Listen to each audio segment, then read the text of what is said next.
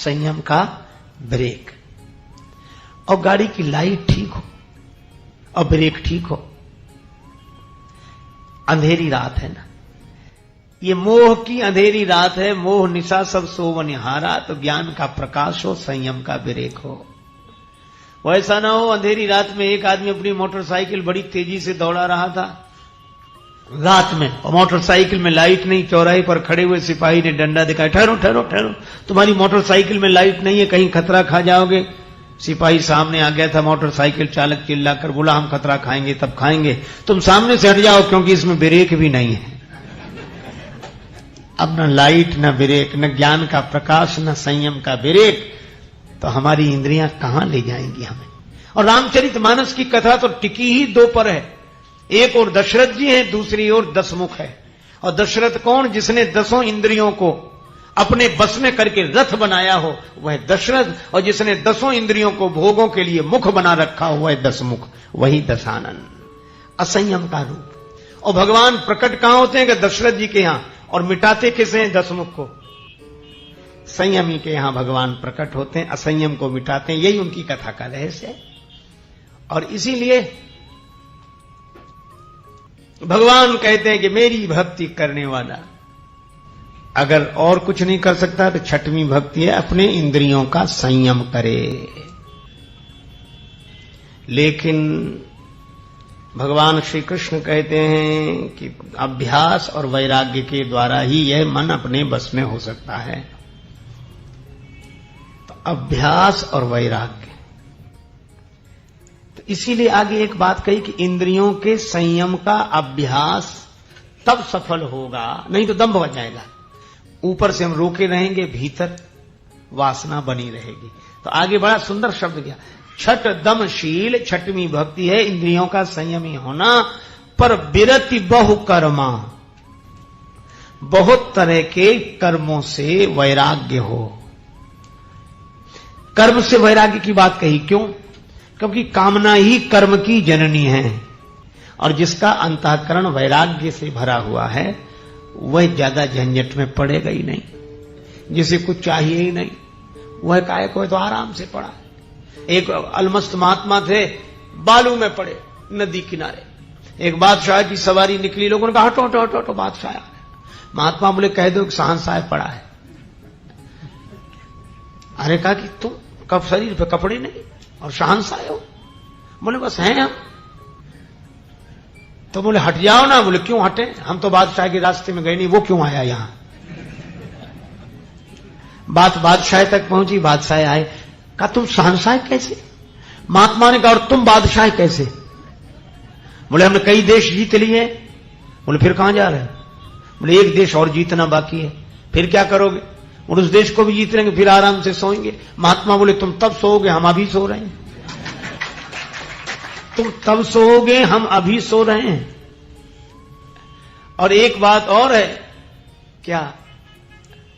तुम शायद सो भी ना पाओ, तुम शायद न सो सको, क्योंकि इच्छाओं की यात्रा पर गए हुए व्यक्ति लौटकर आ ही जाएंगे, यह जरूरी नहीं है। इच्छा का अंत नहीं होता। एक महात्मा बड़ी अच्छी बात कहते थे, मैं दोहरा रहा हूं, पहले भी आपसे कहा है, पर मुझे वो पंक्तियां बहुत अच्छी लगती हैं।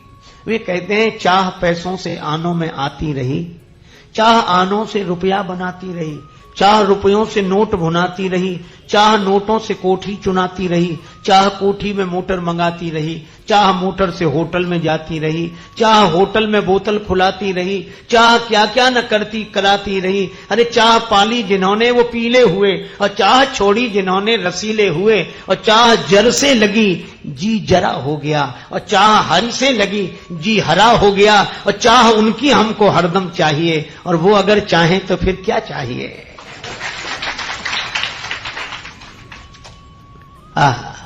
चाह के संदर्भ में मुझे एक और बात याद आई।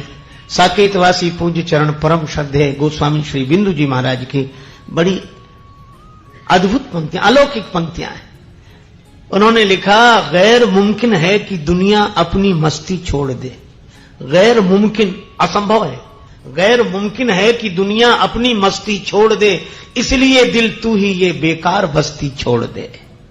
और खूब तरसाया है तेरी ख्वाहिशों ने ही तुझे, और तू भी अब इन ख्वाहिशों को कुछ तरसती छोड़ दे। इच्छाओं नहीं तो तरसाया है। वे तो भगवान से भी कहते हैं, इश्क एक तरफा में यूं मशरूर हो जाऊंगा मैं, और शाम तुम होगे शमा काफूर हो जाऊंगा मैं। और मैं अगर मांगूं जो तुमसे, मुझको तुम देना ना कुछ, वरना फिर प्रेमी नहीं मजदूर हो जाऊंगा मैं अगर चाहूं तो चाहूं तुम ना मुझको चाहना, तुमने अगर चाहा तो फिर मगरूर हो जाऊंगा मैं अगर देखूं तो देखूं तुम ना मुझको देखना, तुमने अगर देखा तो फिर मशहूर हो जाऊंगा मैं। और अंतिम पंक्ति बड़ी महिमामयी पंक्ति है, बहुत हृदय द्रावक पंक्ति है। पूज्य गोस्वामी जी अपने बिंदु नाम का बहुत सुंदर ढंग से प्रयोग करते हैं। मैं अगर तड़पूं तो दृग से बिंदु टपकाना न तुम, वरना आंखों से तुम्हारे दूर हो जाऊंगा मैं। यह बिरति बहु कर्मा, क्या चाहिए? तुम अगर चाहो तो फिर और क्या चाहिए? श्री प्रहलाद जी से भगवान ने कहा कि कुछ मांग लो। प्रहलाद जी बोले, अगर देना ही चाहते हो तो यही दे दो। क्या मांगने की इच्छा ही पैदा ना हो, कुछ नहीं चाहिए। महाराज मनु शत्रुपा से भगवान ने कहा, बोलो क्या चाहते हो हमसे? मनु जी बोले, हम तो आपको ही चाहते हैं, आपसे क्या चाहिए? आप मिल गए, सब मिल गया, जहां राम तहां काम नहीं।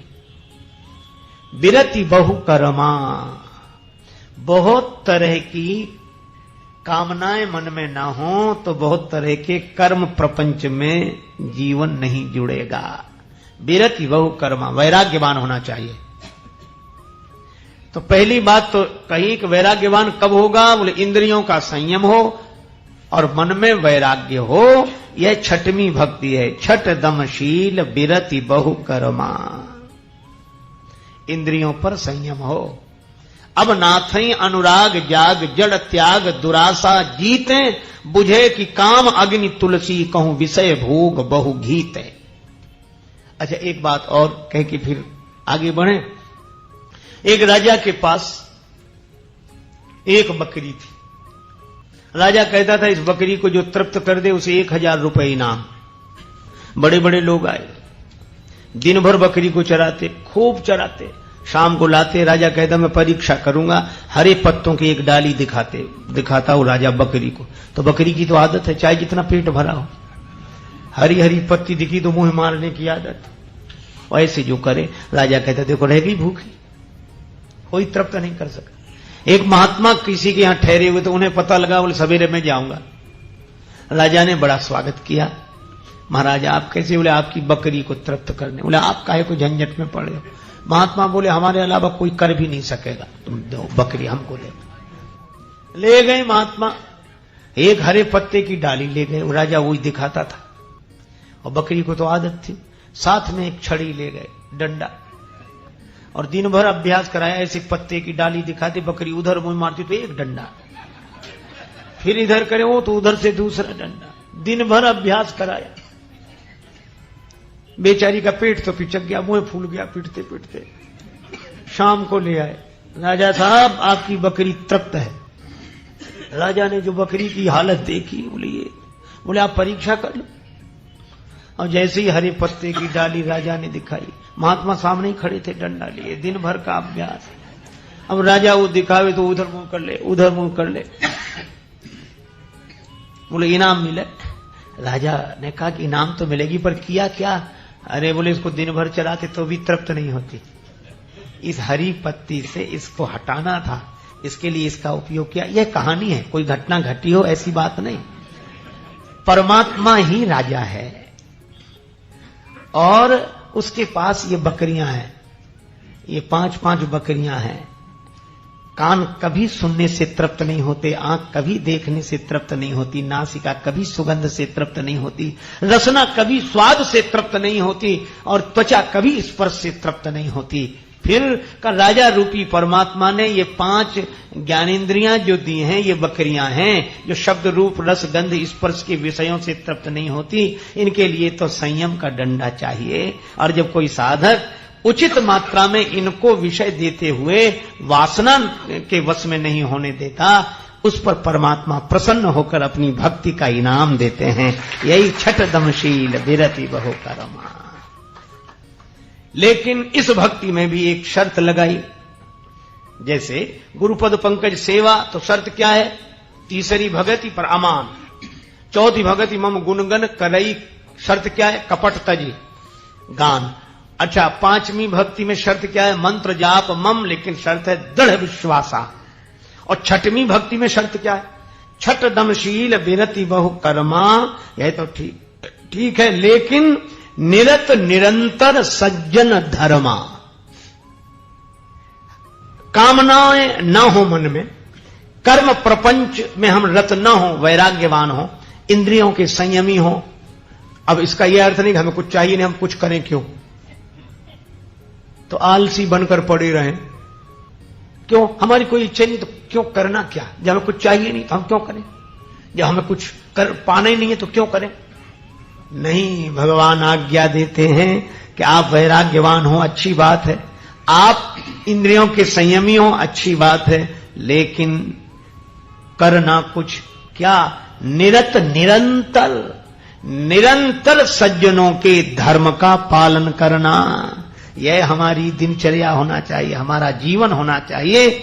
हम सज्जनों के धर्म का पालन करें।